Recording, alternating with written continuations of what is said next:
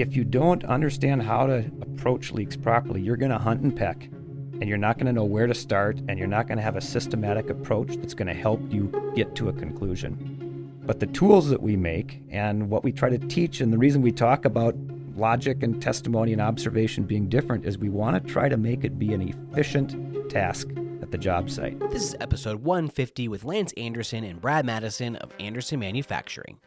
Enjoy!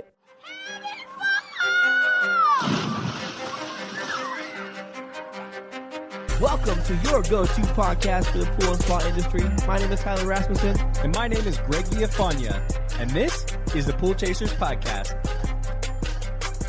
Well, thank you both for coming all the way down from Minnesota to be on the show with us today. We appreciate it.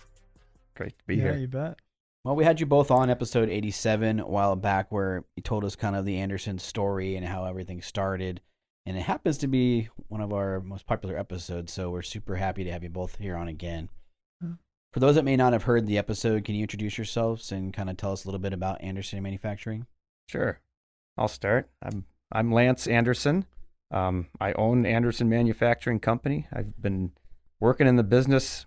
I've been working in the business for probably 40 years, but have owned it for more like 35, and we've been kind of gearing towards the swimming pool industry for about those 35 years.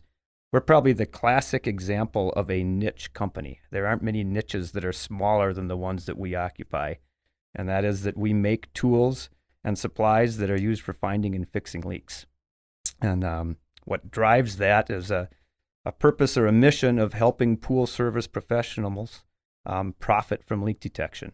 And that really means that what we're doing is we're helping them deliver a valuable product to their customers, the pool owners, helping them solve those leak problems in a way that they can get back to enjoying their pool. It must feel good. You make people a lot of money because there is a lot of freaking leaks out there. Just in swimming pools alone. I don't know what other industries you guys are in, but man, there's a lot of leaks going on in swimming pools. Yeah, there are leaks all over, and the more pools that are built, the more leaks there are. A lot of people like to talk about the percentage of pools that leak, and I'd say that it's possible that almost every pool leaks to some extent.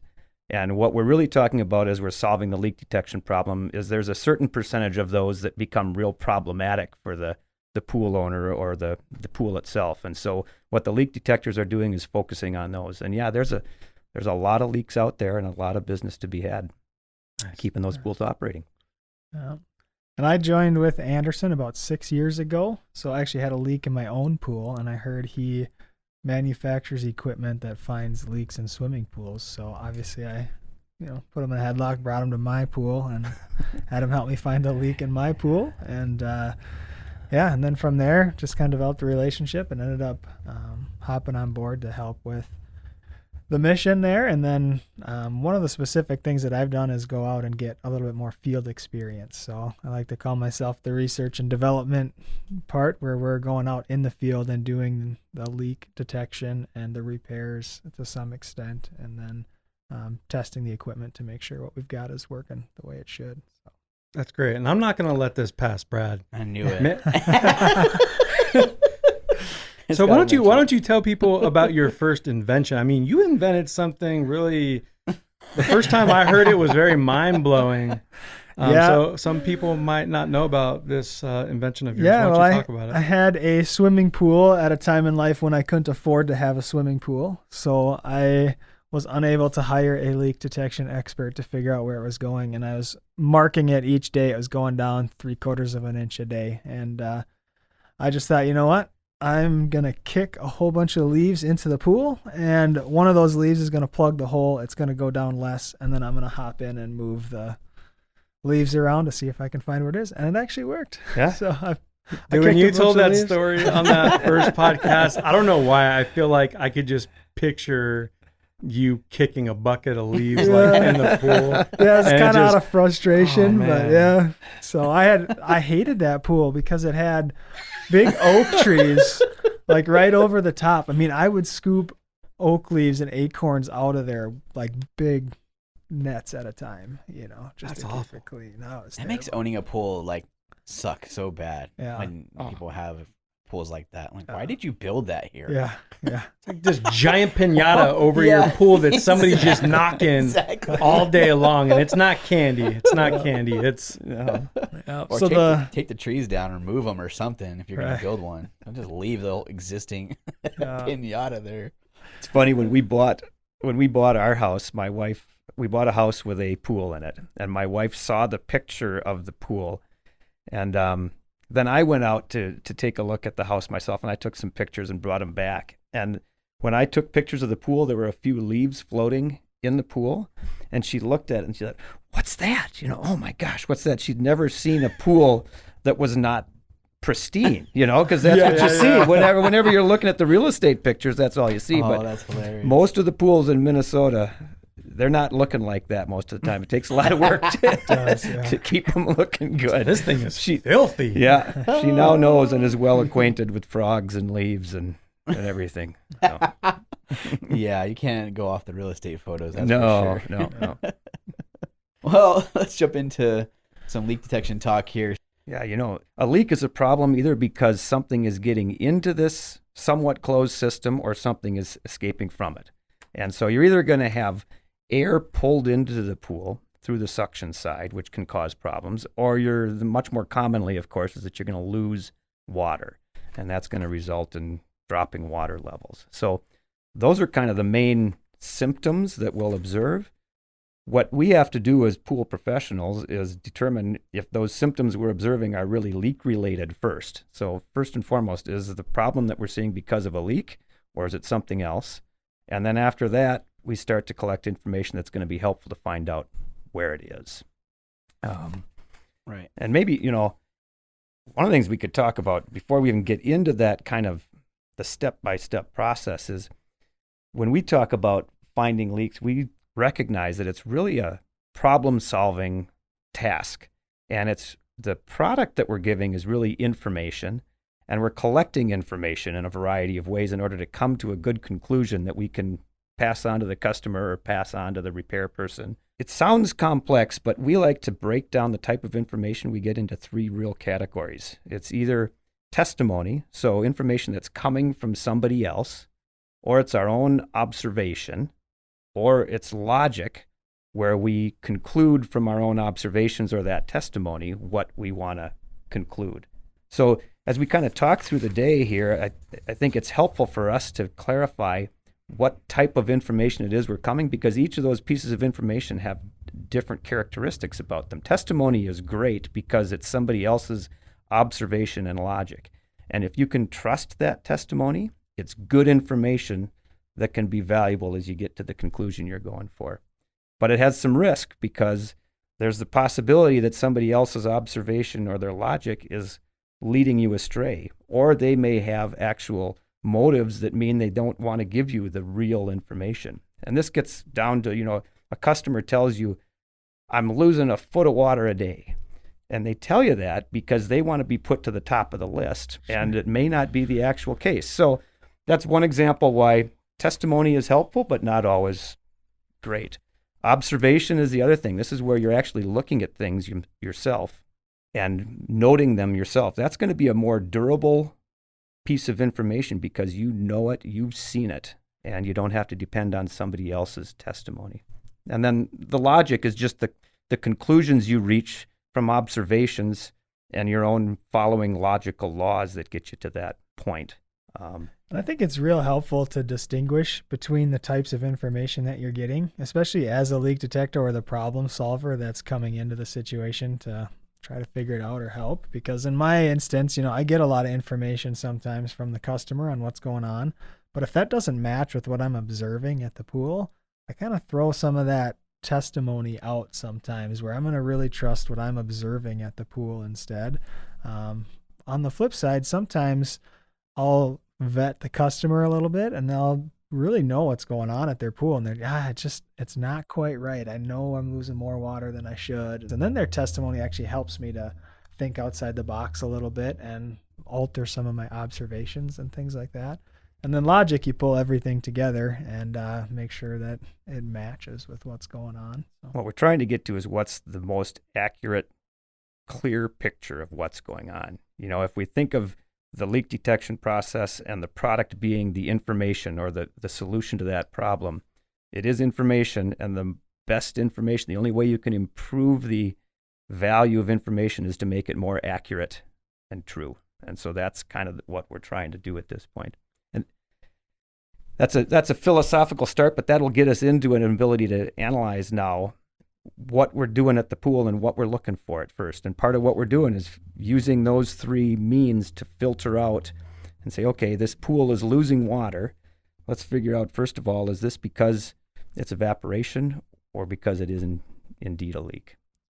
And I think I learned a lot yesterday when we were out in the field together, and there was a few things that made me think quite a bit. And one was that there are a lot of pools out here where people have leaks and they don't even know it.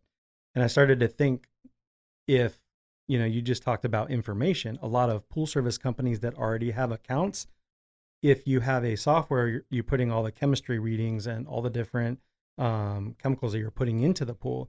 If there's a pool that's constantly needing much more chemicals, or maybe it's just, there's been a big change from, say, the year prior or even, the year before that, maybe it's possible that that pool has a leak. And I never thought about that. If, a pool is constantly needing more chlorine or acid or salt or any one of these things, it could be because that there is a leak because, it's losing water. And in that water, obviously, there's chemicals.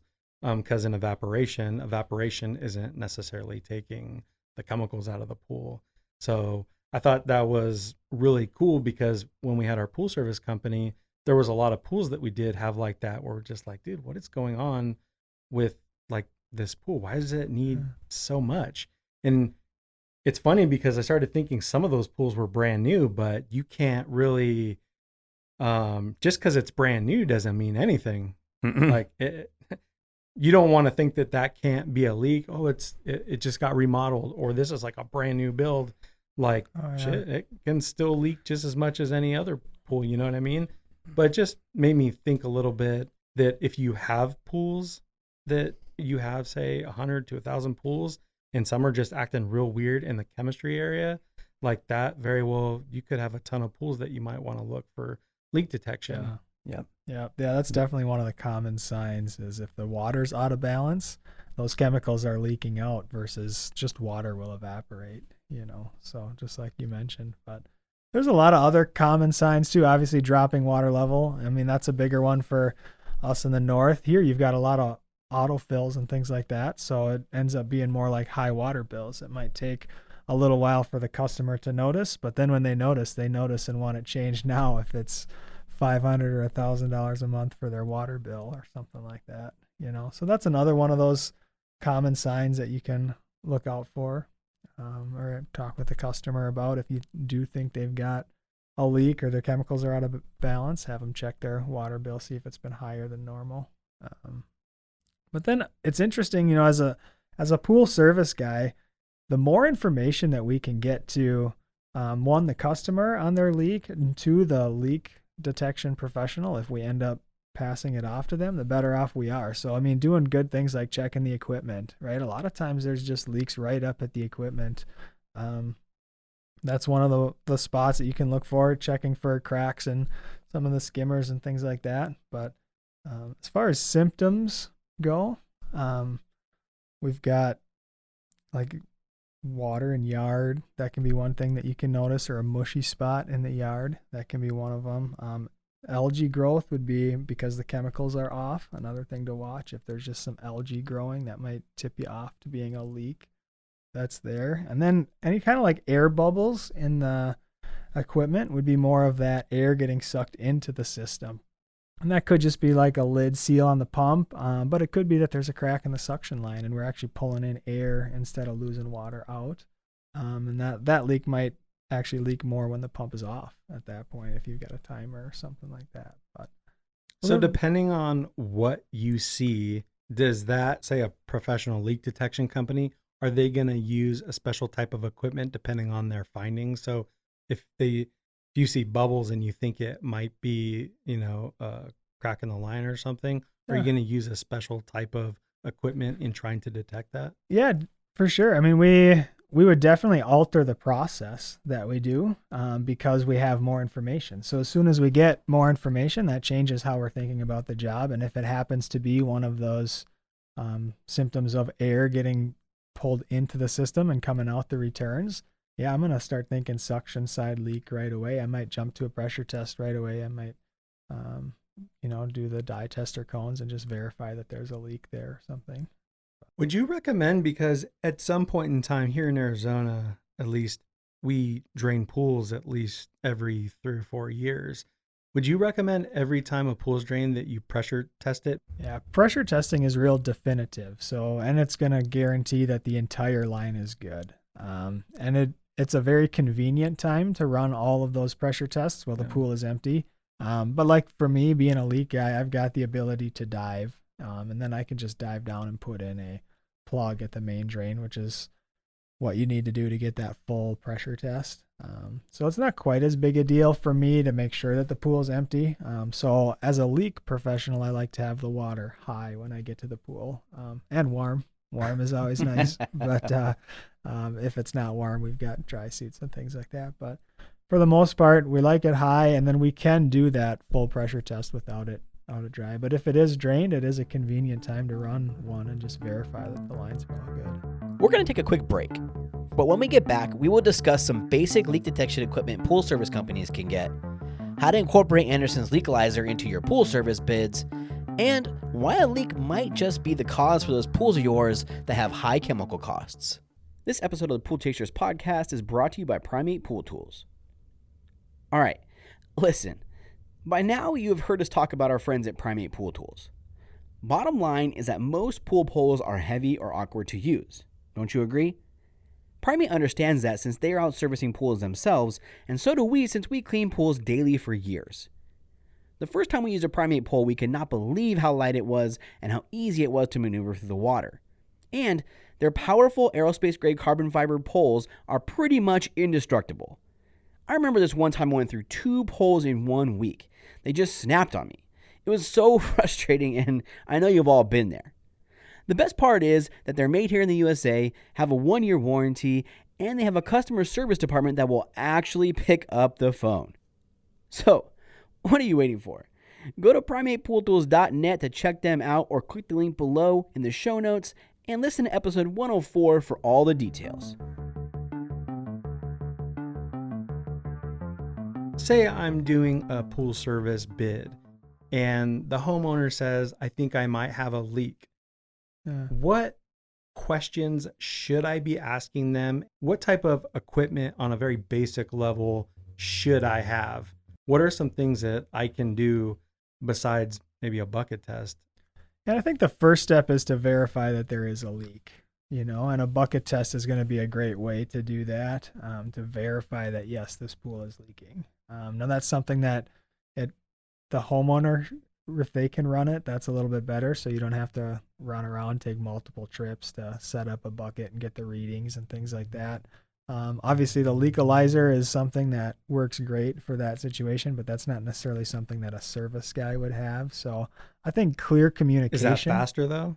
Yeah, it's super fast. So that's like 8 to 12, maybe 20 minutes while you're at the pool. So we can. That's what I'm talking about. Yeah. I'm not putting it in the hands of a homeowner to do a bucket test is because a pain, if it doesn't, Yeah. because if they don't do something right, which is kind of hard to mess up, that's just more time. Right. I want answers now. Yeah. You know what I mean? So I can add some stuff to your invoice. Yeah, sure. Yeah. And that's where, the Leakalyzer is perfect for that, and so are some of the tools that we have, but we're getting into maybe more than just confirming that there's a leak and starting to diagnose to where it is, things like that. So the Leakalyzer, how does that, I saw it a little bit yesterday. Lance was walking through it, but maybe can you just discuss how, how do you use that exactly? Yeah. For me, it's the first thing I set up on the job, right? When I get there, I set that Leakalyzer up and start a test, and then I start doing what we call an initial assessment. And as I'm doing that initial assessment, I'm checking some of the common spots and looking for symptoms that I can observe myself rather than just have the testimony. So I'm looking for the air bubbles coming in. I'm definitely going right over to the equipment and just making sure that there's no wet spots on the equipment. right? I'm a leak detector. I'm generally like the second guy on the job after a service guy or even after another leak detector sometimes. And I still find about 5% of my leaks right at the equipment, so just being real thorough and looking at the equipment. Those backwash valves sometimes are run out into no man's land, and just making sure that you're not putting water out there is another thing to check. But after I do that, by the time I get back to my Leakalyzer, I have a test then that's maybe 8 to 10 minutes long, and I can see right away what that water level is doing. So it measures the water level to the 10,000th of an inch, which is extremely precise, and that allows us to see rapidly what the water level is doing. So what might take 24 hours with a bucket test to really measure and catch up so that we can notice it, this precise measurement notices it right away in that 8 to 12 minutes. So that's what I'm talking about. Yeah, it's pretty slick. And then it It's maps more like it a out. lie detector. You're talking about testimonies. Right. There you go. Yeah, it's losing a foot. Oh, is it? Yeah, we'll know in about 15 minutes. Yeah, Let me just put this guy in real quick. Yeah. And honestly, there's no leak harder to find than one that's not there, right? So as a leak guy, I don't want to go through the entire process, get out all my tools and go through the entire deal if it's not leaking. How does the equipment have to be off? Are you turning the autofill off? Like, is there anything you have to do before using this? And is it pretty easy to use? Yeah. We definitely turn autofills off. We don't Okay. want water coming in. That would show a pretty big gain right away on that thing. But we can run it pump on or pump off. We can do either one of those. Now, we're measuring extremely precisely. So we're going to see that water level is always moving a little bit, going up and down. But what we're looking for is a trend. Is it maybe going up and down, but trending flat, like we're not really losing water? Or are we going up and down more like a stock chart and we're losing some money? It's going down at an angle. That's when we have water loss, right? So we can determine by what we see on the graph if we're running about with what evaporation might be, or if we're running at a more significant slope than that, and that would be our leak. So is that why it takes that 15, 20 minutes? Because it's taking the time to see what's actually right. going on? Yep. So we want to let it run long enough where we're confident we've identified a trend. So when we get to the spot where we can kind of predict it's going to keep going at this rate, like this slope, it might be moving up and down a little bit, but we can tell that I can predict the next 10 minutes of this graph are going to look similar to this. That's when we've run it long enough. And in big water loss scenarios, it's like 2 to 3 minutes, right? If you're losing like 2 inches a day, it just shows up right away. The no water loss test, or the times when maybe there's more water movement, like windy days, things like that, that might be when you run it a little bit longer, more in that 15 to 20 minute range. But generally mine in between that 8 to 12 minute range. And what's nice about it is I can get a baseline then for what the pool's doing, and then if I do find a leak in one of my common areas, I can patch that quick, or at least get it to stop leaking, plug the line off, something like that, and then run another test, and then I can see, was that all of my water loss or just one of the items? And that's what helped out yesterday when we were on the job. We found that one leak pretty quick in the skimmer, but then we were able to run this Leakalyzer and have everything plugged, and that leak at the skimmer patched, we stopped losing water. So That was the only leak. Yeah. it was the only leak instead of just one of them. Yeah. So this is like the Leakalyzer is telling you just yes or no, you have a leak. It's not telling you where the leak is at, but this is really good, right? Because if we had showed up to that pool, it had a pool, but there was a separate spa, and say you tested this body of water, the pool, and there was no signs of a leak, you could put it in the spa and be like, okay, there's a leak here. So we can kind of, X the pool out and just focus on, now we're going to isolate some different areas and try to find out where the leak is on just this one body of water. But that's what it does, is it tells you yes or no. Yeah. Yeah. I think what it does is it gives you the opportunity to have an observation and use logic to figure out more conclusively what's actually going on at the pool than depending on the testimony you may have got from the customer. So I think that's the benefit to it. So, and how do you use this? I'm seriously tripping out right now. Why the hell didn't I have one of these? Because it's actually cool too. Because I always liked having stuff when we were like testing, especially during like the service bid, because it's such a big difference when you have the right tools and equipment. And I would do that at every pool. If I had a Leakalyzer doing service, like doing a bid, like put that thing in right away and just let it do its thing while you take the 30 minutes to an hour in doing everything else. Like people should know, like you can do what you want with it, but I have a report now that's going to tell you all the different things that's going on. Yeah. Maybe you could talk about how you actually use that thing, because I'm curious. Yeah. So, I mean, it is just going to tell you whether it's leaking or not. That's the main reason that I use it for. But we can deduct a little bit more from certain things. For instance, we can run a pump on test versus a pump off test. And that might tell us, you know, if we're losing more water with the pump on than we are with the pump off, then we're thinking something in the pressure side. Is that 2 separate tests? That would be 2 separate tests. Yeah. Now, the Leakalyzer measures the water level, you know, so precisely that when we do change from a pump on test to a pump off test, there's a few things that we've got to watch for. And one of those things would be a leak up at the, an air leak up at the equipment. If that's the case, what we can actually see is the water from the equipment drain back into the pool. And when that happens, we actually see a rise on our Leakalyzer. So some people freak out on that, saying, hey, it's gaining water, it's not raining, things like that. Well, it is actually gaining water, but it's actually measuring what's happening at the pool. You know, so it's not necessarily a leak or a leak analyzer kind of thing. It is just telling us what the water level is doing. And then we, as the leak technician or the person running it, need to decipher why it's doing what it's doing. Right. So when it's done running that test, what do the results look like? What am I getting? You're getting both a graph that you can look at and see the different patterns and trends, and then you're on the like little handheld on the remote looking handheld, thing? Okay. yeah. And then it'll have a detail screen which extrapolates that data over 24 hours to give you hey, this is losing 1.13 inches a day if this were to run all the day long. So it projects out that data, and then we also have an app then that we can upload it to. And that produces a JPEG picture of both the graph with the detail screen information and a little bit of other information. And that's really nice as a leak guy, because I can visually show someone, hey, this was your problem when I got here, and now after this patch, this is your problem. It's not losing any more water, and really ups the professionalism of the actual leak job itself. Definitely. So how does evaporation and different things like that factor into the results? Well, evaporation is a factor that causes water to be lost from the pool. So that's something we want to take into account. The Leakalyzer can't decipher water loss that's to evaporation or to the leak. It just deciphers total water loss. And then we need to determine how much of that we think evaporation is. But in 20 minutes, I couldn't imagine that much water would be evaporating, right? No, but it will measure that. Because it's so precise, and then it'll extrapolate. But it should be able to 24 decipher hours.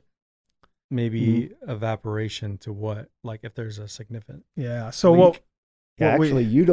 The leaks are losing a small amount of water, and you're finding those also. We are actually measuring the evaporation, and in a pool where it's just evaporating, you'll see the graph go down at the rate that evaporation is. So what we want to try to do is figure out, based on other information, what the actual evaporation rate is, so we can estimate it. And then we put that data into the Leakalyzer, and then we compare our actual line that we're plotting to that estimated evaporation line. Because even a small amount, if it's happening, you know, and we're putting these numbers into 30 days, 24 hours a day, like something very small, you're like, oh shit, that's 50 gallons, or, you know, it's enough to put a spike in your water bill. Yeah. That's I like to tell people, you know, man, you're losing like 5 bathtubs of water a day or something like that. I'm like, oh, wow. You know, 5? Yeah. I mean, you could be taking 5 extra baths a day. Yeah. We get this fixed, 5 baths a day. Yeah. Plus the normal 1 or 2. Yeah. But we've got the evaporation index or estimator on our website at leaktools.com, where you can actually go there and get the current evaporation rate for the pool that you're at. So that's pretty slick. It'll, evaporation is going to differ from region to region and even pool to pool in that region. So what it does is pull the pertinent weather data for your area, and then asks you a few questions about the pool to make it pool specific, and then it'll give you a actual evaporation rate for that current time and weather that you can put into the Leakalyzer and compare that. So just like the Leakalyzer is taking a small amount of data and putting it out over 24 hours, that's what this evaporation estimator is doing as well. So they work really well together. How much is a Leakalyzer? About $1,800 or $1,700, or we have a Bluetooth option that helps with producing that JPEG image that Brad was talking about and can feed it right to your phone, and that makes it about $1,900. So there's still it's still a tool that's going to primarily be used by a pool inspector or a leak detector, because the real benefit is that it measures super quickly. But wouldn't you still recommend, I mean, if you had anything, wouldn't you recommend having something like that? Because it seems like it's pretty easy to use, and it's just this yes or no answer. I'm only saying this, you guys might not know, but here we deal with this leak stuff a lot, and nobody really knows. And for $1,800, by no means is that cheap, but I'll tell you right now, that's something we definitely would have invested in so that we can give some answers. And we probably would have, given it to the leak detection company, but man, that would have been a great partnership for customer. They know whether they have a leak or not and how severe the leak is. And then giving the information to our new partner, if you're partnering up with a leak detection company, like, you know what I mean? Everybody wins. You get to have an answer for the homeowner, and then you get to reach out to the leak detection company and you actually have some information to give them. Man, that's your new best friend right there. It's helpful. One of the challenges is, and you mentioned this before, we want to be able to charge. We want to make money for our time when we go out to the job. And certainly you could charge just to go put this Leakalyzer in the pool. But frequently you're going to find and conclude that there isn't a leak there. And that's where some of the simple bucket test stuff that the pool owner can do or the service technician can do can eliminate that first step where you're just trying to figure out, is this pool really leaking or not? But the time the bucket test takes, my time is worth a lot more than that time I have to wait. And when somebody doesn't do something right, that Leakalyzer has already paid for itself, because I do not have time. I'm talking about me personally. If all of you have nothing better to do than to wait for the bucket test to get done and for maybe it not to be right, sweet. I highly advise it. But Greg's time is a lot more valuable than that. Yeah, and you don't want to be spending your time watching it for 24 hours. But if you can get, I need answers in 20 minutes. Get good observations from people, then it might be good, because sometimes it's hard to justify charging if you haven't found a leak. When there's a leak to be found, it's more easy to justify the time that you spend using the Leakalyzer and then pursuing and giving a complete report on whether that pool is leaking or not and where all the leaks are. And then you have the opportunity for the repair as well. If your conclusion ends up being that the pool is not leaking and it's just evaporation, it's a little bit more difficult. You're limited on what you're going to be able to charge for that bit of information, because it's pretty limited. I think I agree with you, Greg, though, because on the initial bid stuff, it would have helped a lot, I think, in understanding how to start off a pool. Or, we do have, with the more gunite situations here, there are little cracks, and if we're figuring out we're going to spend so much money in chemicals, or this pool is a problem with algae growth or different things because it's losing water and losing chemicals, like that could be a self-starter where it's like, okay, we know this pool does not have a leak, so it's going to be treated normally, or we know right now that it probably does, so that's going to allow us to charge either more for service or go down the right path to get it fixed. So it can be used a lot of different ways, I think, in that circumstance. And then, yes, if you know there's a leak and there's a problem, a professional would use it to charge money and get a solution. But I think it could work both ways, because the more information, the better. You bet. Right? Yeah. And we were talking about money. If you partner up with a leak detection company, maybe there's a referral fee there, so that, like, if I was a leak detection company, I would pay you even more that you're giving me data. Yeah. That, like, I'm not just going out there and I don't know what's going on. like you're actually giving me like a printout or a graph, sending a PDF or something. Like there's something to be said for that. Yeah. So I think there's different ways, and it's also, man, there's so many things that might not have like a tangible number, but when you can tell a customer yes or no you have a leak or not, like you're getting them a little bit more off of the defense as well. And I think there's a lot to be said for that. Can't really put a price on that, but just the fact that you're able to answer all of their questions. Yes, you have a leak, and I have somebody that can take care of this. I'll get you their information, blah, blah, blah. Or no, you do not have a leak. And this is, what I use to measure these types of things. Yeah. I think that stuff goes a long way, and everybody has a different business model and how you could use it. But this is something that comes up very common. And if there's a piece of equipment within 20 minutes that can just say yes or no, I find that to be very valuable in a lot of different ways. Yeah. Yeah, I can see that.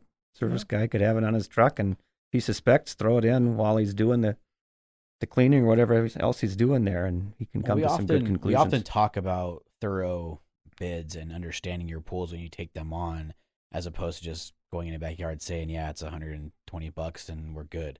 Because that's how you run a real profitable business, and you understand what's costing you. We just did the price matrix episode a couple episodes ago, and really making this a legit business instead of, you're a pool guy with sandals on that comes in and gives a price. If you presented something like the Leakalyzer on your bids, you would look super professional. You could start off with, you do have a leak or not, or you could say, we understand how this pool is actually working, and now we know how to treat it correctly.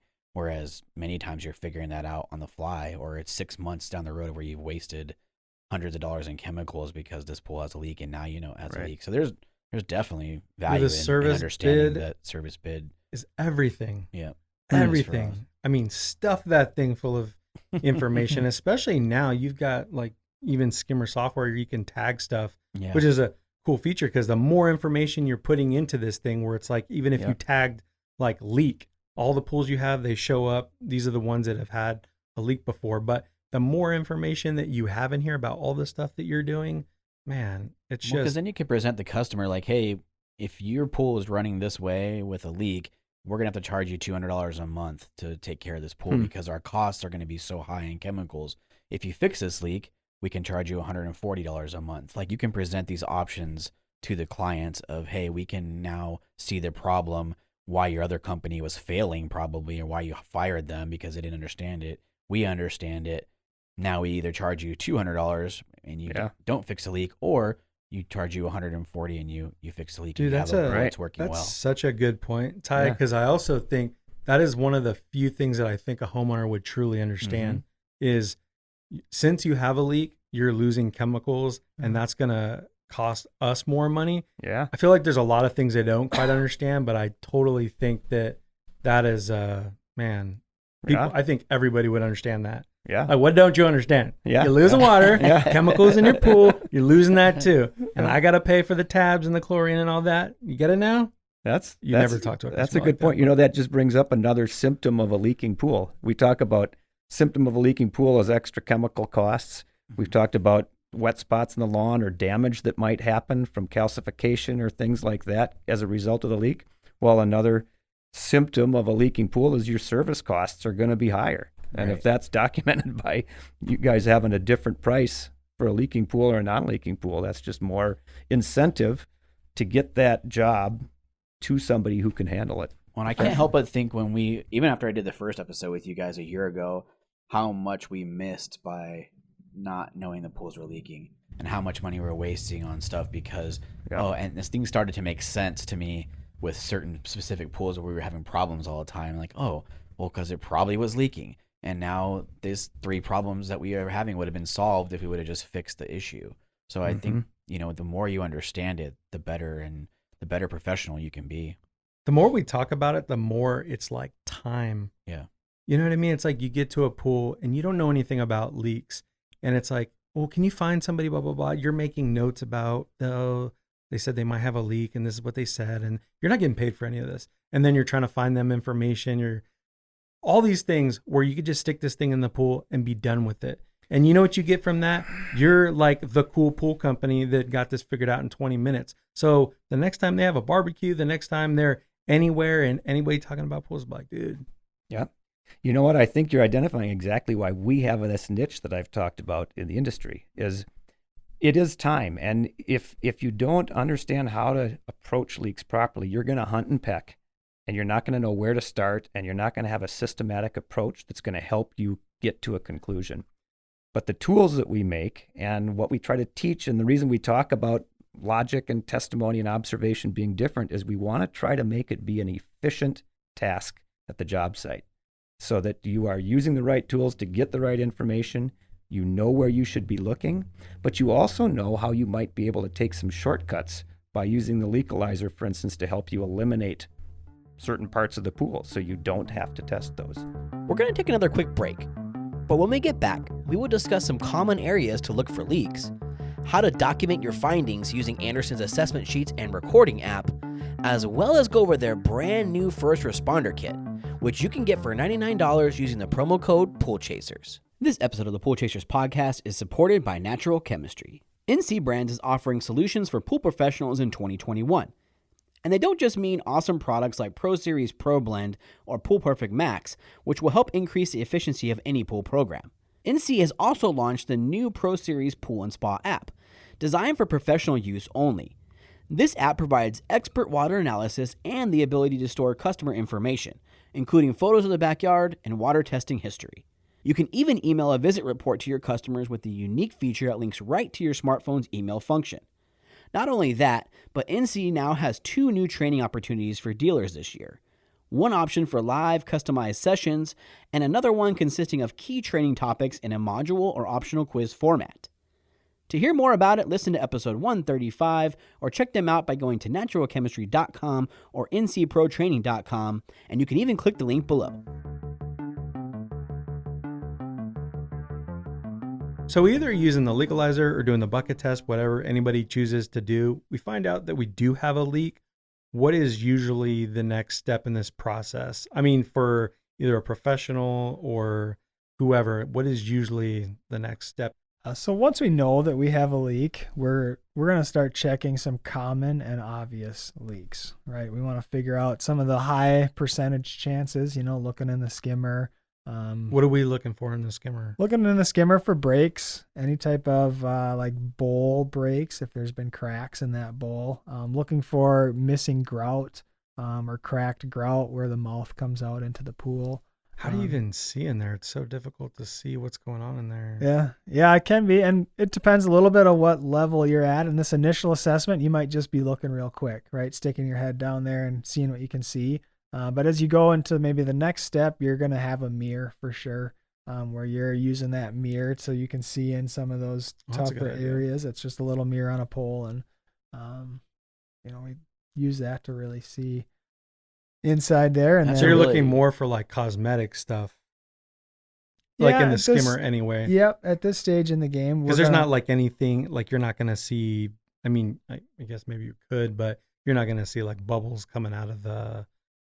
No, yeah, you're looking for just breaks or cracks or imperfections, suspect areas essentially that you want to then check. Now, not every suspect area is leaking, and that's where you'd use a dye test along with that mirror to see if that dye that you're using to color the water gets drawn into that crack or imperfection. Okay, so we're at the skimmer and we see at least one thing that it could possibly be.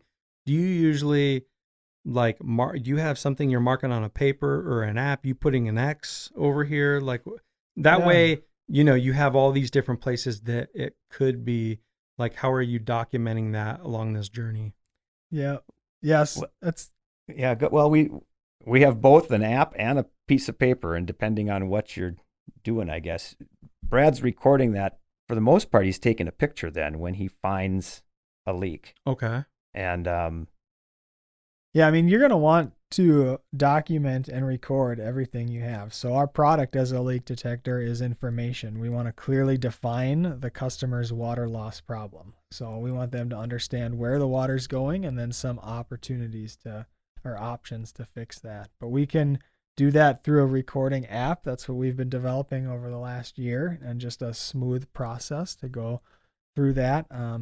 At this initial assessment here, where I'm doing the skimmer or looking at some quick and common leaks, those I might not be going through quite as thoroughly, so I'm taking more mental notes. And then the next step in that process, I'm actually segmenting different sections of the pool where I'm really going to focus on the skimmer. I'm going to focus on the tile line, or I'm going to run a pressure test. And when I really start to hone in and focus, that's when I'm really taking good notes as well.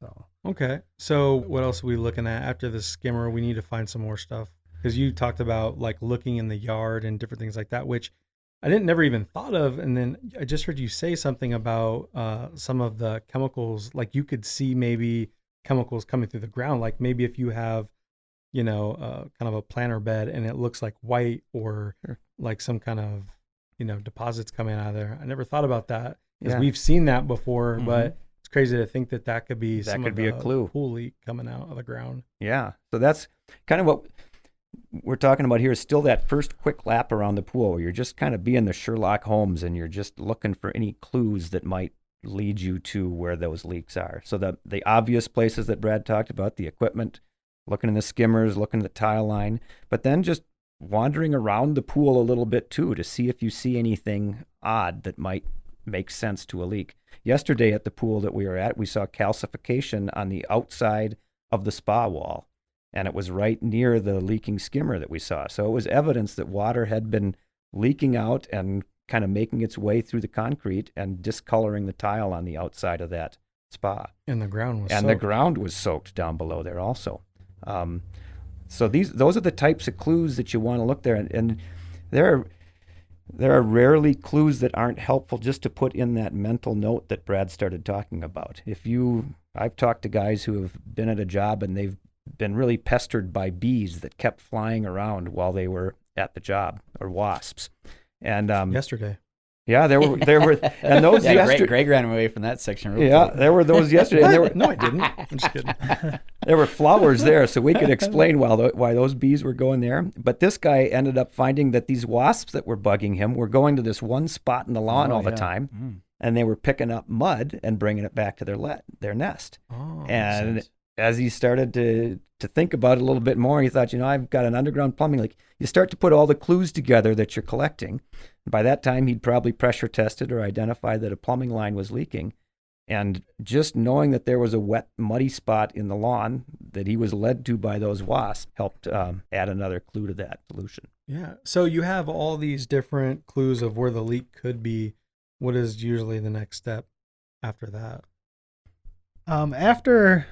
Once you get the clues, then you want to start to segment areas of the pool and really look thoroughly at that. So now if you're a pool service guy, segmenting the pool from what you can see up top is probably going to be best. Anything that you can reach from the surface to look at with a mirror or with a dye test, a pool service guy can give a quick inspection of those and record some of those results. Anything below that where it might require a dive, or if we start looking at pipes and plumbing line leaks and locating some of those, that might be more for a leak specialist as well. But for me, as I go around, I'm breaking up the sections of the pool, and what order I go in is dependent on the clues that I've gotten so far. So almost always I'm sticking my head in the skimmer bowl first, and then I do what's called a dye testing lap, or what I call a dye testing lap, where I just take with me a mirror, a dye tester, and then some dye tester cones, and I go around and check the different returns. And what I'll do is I'll take the return fitting out and then use that mirror and just inspect for cracks and do a dye test on that return.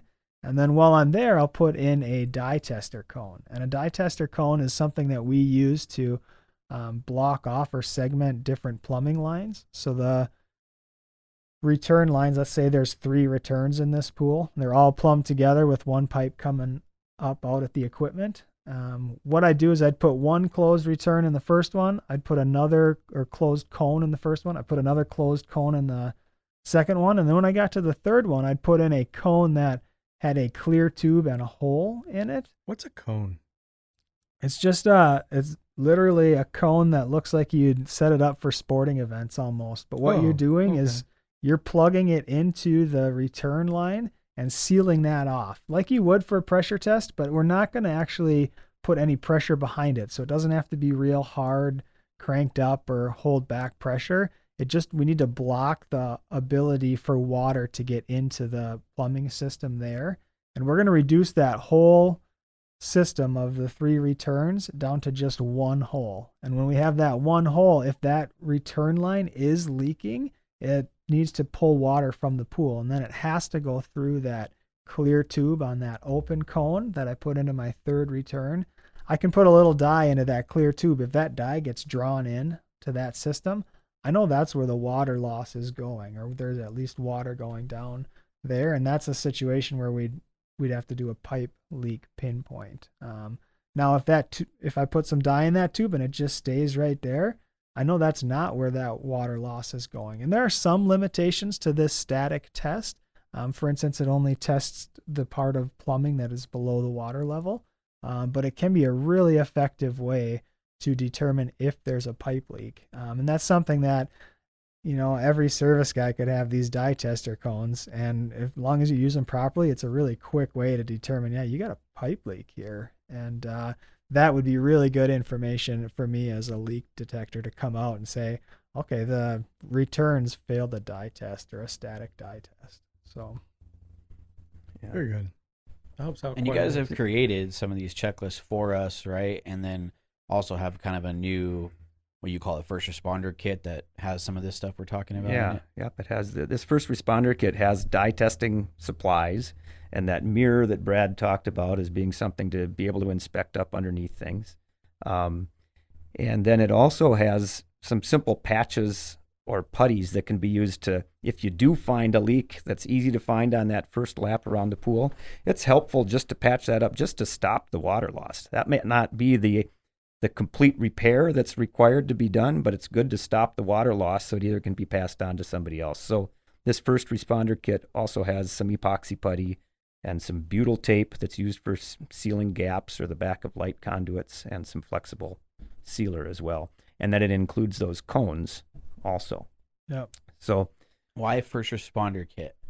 why Why the name? Well, first responder, we think it makes sense for the service guy to have something like this, because there's really the first responder is coming out, first one on the scene, taking care of the major common problems that are going to be there, and preparing the patient, the pool, so to speak, for the professional that might come out and do a final repair or a more complete repair, which isn't always necessary. Sometimes the customer's happy just to have their problem leak found and patched so they're not losing water any longer. Yeah. I think it comes down to what's best for the customer too, right? And if you're a pool service guy and you can do a few quick things and check their pool, find something that is obvious or common, and then patch it for them, and avoid having to have the leak specialist come out and save your customer that amount of money. That's just kind of a good deal for your customer, and helps you look good too. And as a leak guy, I mean, I don't mind showing up and finding an easy leak and being done. Like, that's okay. But sometimes I feel a little like, the pool service guy should have caught this one and saved the customer the hassle of me coming out and paying the full charge and things like that. So Yeah, and it's something we definitely need to get a handle on, especially with chemical shortages and all the different things going on. Like, we don't want any pools on our routes that are losing, more chemicals than they need to. So that's definitely a big factor in what's going on right now as well. They should be fixed. Yeah. And pools are being built left and right. So that means they're getting done much faster. And when things are done sometimes much faster, there's, when you're rushing things, some things can be broken, or they just not taking as much time with detail. So who knows what's going on with this? So definitely don't overlook brand new pools. They leak just like any other pool. Yeah, I do. It's interesting. A high percentage of my pools that I go to are brand new pools. Really? Yeah. So just as it gets built, those mistakes show up right away. So it seems like if they make it through right away that first month or so, then I don't go to a lot of pools that are like a year old or 2 years old, things like that. But there's a little window there if they get past the first month. So. Nice. Yeah, I think whenever you have people messing with the pool, either when it's just built or if there has been a renovation or a repair or some major landscaping or something that's been done, that's a suspect time for leaks to actually happen. So we talked a little bit earlier in this conversation about how sometimes you might think, oh, it's not leaking because it's just been renovated or repaired. But sometimes that first little window right after is a more common time for it. Well, especially on take renovations, because you're using jackhammers. And You bet. Right. I mean, the Yeah. jackhammer is going to vibrate all kinds of things. So, that's what Ian was saying yesterday, that, a lot of renovations leak right away because they're being so jolted and changed. Yeah. Mhm. So for people that are doing renovations or building new pools, do you have any recommendations on any products that you have that would be best suited for them? Yeah, pressure testing equipment is really a key thing for renovators. That way they can guarantee that the whole line is good, right? So even when I get back this week, I'm going to a job that the deck has just been torn off and they're not going to replace all the plumbing. So I'm going to go pressure test the whole thing and make sure that the plumbing line is good before they start putting the new deck on. So what does that equipment look like exactly? You can get a kit. We've got a pressure testing kit that you can get to start off with. And it includes some basic closed pressure testing plugs. They'd be the straight sided plugs that get good grip on the pipe so that they don't pop out while you're using them. And then those are the closed ones that we'd use to block off the lines. And then we'd also have one plug that would be what's called an open inducer plug, where we can actually put pressure into the pipe. And that would be something that we'd connect to what we call a pressure tester, which is a manifold that you can hook up water and air to. And it has a gauge on it and a relief valve so that you can control how much pressure is being put into the lines.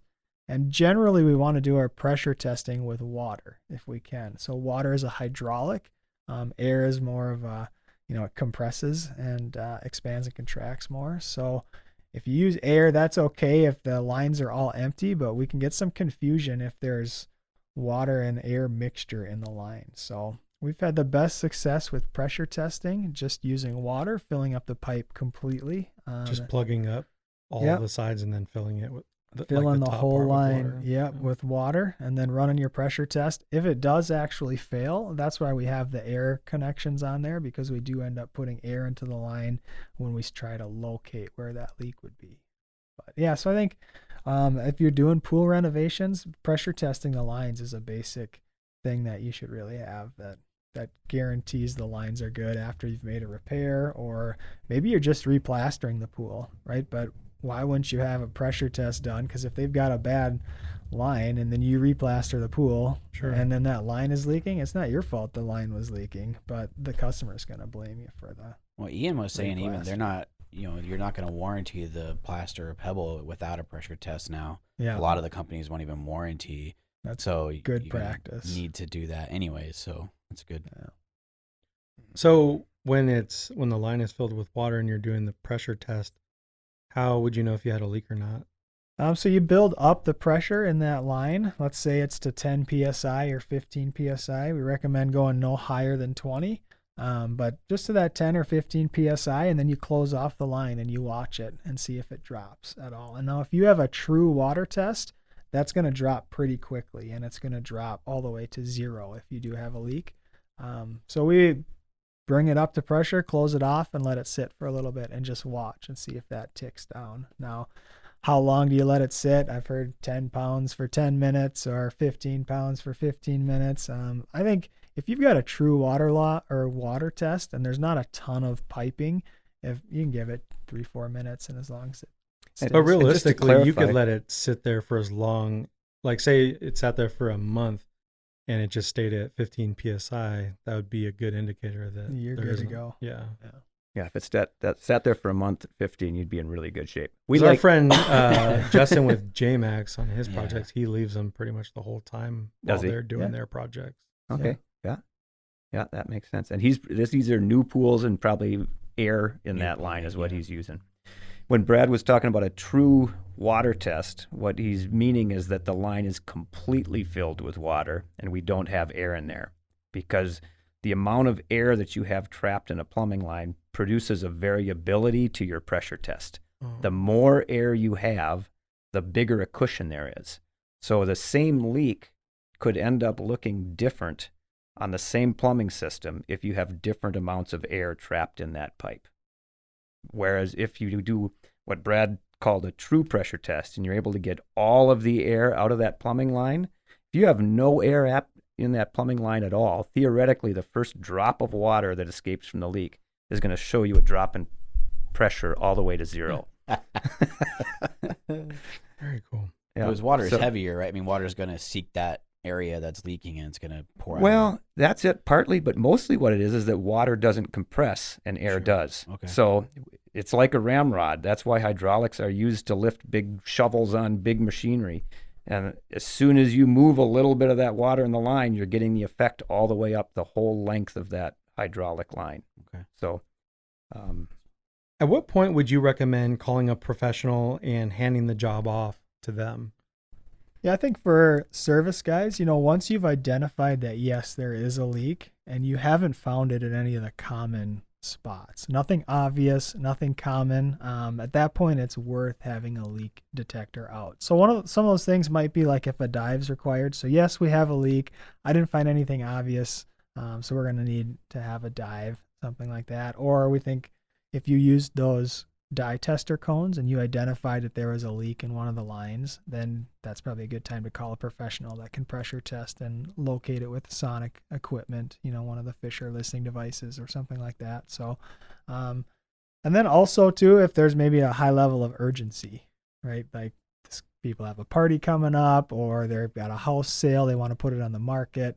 And maybe you don't have time to go through some of the, does it really have a leak or not? They just want a professional report done by a leak professional. That would be another opportunity to hand it off to them. But yeah, once you've verified that there is a leak and then it's nothing like obvious that you can solve on your own, that's when you'd call the leak professional. Very good. Yeah. What do you think a service company should be looking for in a leak professional? I mean, you want to feel comfortable handing your clients off to someone that's professional, right? So, Yeah. So what do you think they should be looking for? Yeah. There's be a few things. I mean, one is going to be how they report the information back to you. And another is going to be some of the tools and equipment they have. We've been talking a little bit about how as a service guy, we might find one of the leaks or some of the common leaks, but we want to do a leak professional that's going to find all of the leaks. They're going to really wrap the whole project up. So I think the level of report, ask the company, am I going to get a report with pictures, things like that. It's not a bad idea to ask, do you use the Leakalyzer so we know that it's done losing water completely? Do you have pressure testing? Are you going to do pressure testing? Because that's a pretty definitive way to guarantee the lines are good. And that's a step that can get skipped a lot. So we want to make sure that they have the ability to do pressure testing and then sonic pipe location. I think another thing just to consider too is what role you want to play in the repair. And some leak detectors will have the ability to do the repair also, and that might be a reason to pass it off. If you recognize that the likely possibility of this leak is that it's going to require some major repair, you'll want to choose somebody who has the capability or at least can pass that off. So that's another consideration in whether you'd pass it off or not. But I mean, you don't like vet their reviews, or do they necessarily have to be in the pool business? Yes, I think Brad talked about it. I mean, experience is going to play, and hopefully you've heard about them from other people. They can get to the job. I think what we find is that the referrals you're getting from people, they're calling up, and then the reason you're getting more business is because you do good work for them in the past. So this is a little bit about what we talk about when we do training also. We can teach people, and there can be certain things you can look for, but your own experience with that leak detector, and hopefully you'll have a couple opportunities to work with them, and then you can then decide if they're going to be good. And the things that will prove that they're good are what Brad talked about, that they consistently give you a good report that gives you good information. They give the customer a good report. They find all the leaks so there aren't callbacks that you're having to deal with. If there are callbacks, then they handle them well. So. Yeah, test them out, because that's a big piece of it. If you got some kind of partnership where they need to be paying you for each referral, then that could be a piece of it too. If they're not holding up their end of the bargain, then that might not be a good partnership. Mm-hmm. But, A little bit when we talk good reporting too, it's more than just a picture of the leak and here's your problem. What we'd like to see is hey, here's how I tested this segment of the pool. You know, like for instance, not only did I look at the skimmer, but I did a thorough dye test on it. So I know that that skimmer's not leaking, you know. Maybe I did a static test on the lines, but I didn't do a pressure test. Well, if the investigation doesn't really lead towards doing a pressure test, that's okay, but we want to be clear in communicating that a pressure test wasn't done. So there is maybe a few suspect areas that could still be in play for that type of reporting. So we're reporting and being real clear with all of the information, not just like, hey, here's your problem, fix it, and have a good day. We want to clearly articulate and see what the guy did throughout the leak detection job. So Good report is going to give conclusions, but then also the evidence for how those conclusions came to be. Do you guys have anything else that you want to share before we end the episode? Boy, we're happy to help anybody at any stage of looking for leaks. You know, again, back to our mission, it's to help provide good solutions to pool owners who have leak problems. And so if we can help the service professional by helping them find those easy leaks, and maybe that first responders kit is going to be a good solution for them to have on their truck, we'd like to talk to them. If you're interested in getting more extensively into being a professional leak detector, we have tools for you as well, both from the standpoint of the actual tools to use, but also tools that can help you efficiently gather this information and do the reporting yourself at the job site. And I'd really encourage pool service guys to look into this and figure it out and figure out what level they want to be involved with. But go after the leak detection. It's interesting. We've got, you might know this, how many customers do we have? And only a certain percentage of them actually have leak in their name. Yeah. You know, so most of our companies that purchase from us are pool companies, you know, and they're the ones that are just going out. A leak in a pool is a pool problem. And as a pool company, I'm going to solve pool problems. So there is a lot of specialists out there, and those specialists are needed, but it's amazing how much just pool service guys can do to find leaks and how many of them are engaged with leaks already. So we've got good phone support. Like I talk to guys whenever I'm not in the field, I'm out or I'm on the phone talking with guys about, you know, equipment or problems or specific jobs that they're on. And we do training, which is in-house. We've got a lot of information on our blogs. And then also we've got some slideshows that can walk you through the leak detection process. So we've got a lot of resources out there to help really anybody that's in the pool industry get familiar with and comfortable with doing leak detection. So I'd encourage you, if you're a service guy out there, listen to this podcast, give us a call and let's talk with you about what might be next for you in the leak detection game, whether that's, you know, this first responder kit, which at least gets you started and looking at how to solve some of the common and obvious leaks, all the way up to, man, I think leak detection could really be another way that I'm getting some significant revenue down the road. I'm going to start here this year. I'm going to add this next year. And, you know, 3-4 years from now, I'm going to be a full-blown leak guy, you know, so. Yeah, definitely. And we're going to have, you know, all the links, everything we discussed, all the resources to your website, social media, how to get started, pointing to the blog, all that good stuff. We'll have it on the website and in the show notes. So anybody listening, they can go directly to any one of these things. So yeah, for sure. Check out that leak checklist, the service guy checklist that we've got there. That's going to be a great just resource to, all right, here's what I do. I'll run through these things and you're going to find a fair amount of leaks and solve customers' problems for them right out of the chute. So yeah, excited to see some people do that. Well, thank you so much for taking the time to be with us and, you know, flying here all the way from Minnesota. It's been a real pleasure talking with you guys again. Yeah, happy to be here. Great to talk to you too. Hey, Pool Chasers. Thanks for listening. We hope you enjoyed the episode. To connect with today's guests, including pictures, links, and resources from everything discussed today, you can visit the episode page at poolchasers.com or click the links below. To connect more with us, you can find us on Instagram, Facebook, and Twitter by searching at Pool Chasers. If you would like to support the podcast, the easiest and most effective way is to subscribe to the show on Apple Podcasts, Spotify, and YouTube, as well as share the show or your favorite episode with a friend or on social media. Also, you can get early access to each episode by supporting us through Patreon. We know your time is valuable, so thank you for sharing some of yours with us today. See you out there, Pool Chasers.